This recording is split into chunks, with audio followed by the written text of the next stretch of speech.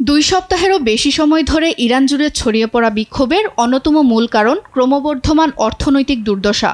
উদ্ভূত পরিস্থিতিতে সবচেয়ে বেশি ভোগান্তিতে পড়েছে দেশটির বয়স্ক ও নিম্ন আয়ের মানুষরা।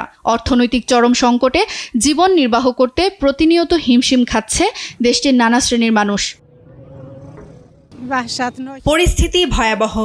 বর্তমানে আমরা কিভাবে বেঁচে থাকব তা জানি না। জিনিসপত্রের দাম হু হু করে বাড়ছে। আমরা অসহায়। আমাদের 1 কেজি চাল কেনারও সামর্থ্য নেই। পশ্চিমাদের নিষেধাজ্ঞা ইরানের অর্থনীতিকে ক্রমশ নিমজ্জিত করছে। বিশ্লেষক বলছেন, তেল রপ্তানি উল্লেখযোগ্যভাবে হ্রাস পাওয়ায় দেশটির রাজস্ব আদায় বিশাল বাধার সম্মুখীন হয়েছে।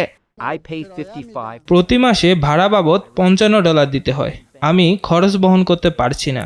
এখন পর্যন্ত ব্যাংক থেকে $1000 ঋণ নিয়েছি, তা কিভাবে ফেরত দেব আমি জানি না। ইরানের সাম্প্রতিক অস্থিরতার মূল কারণ মুদ্রার মান কমে যাওয়া, বাণিজ্য ঘাটতি ও জিনিসপত্রের চরম মূল্য বৃদ্ধি।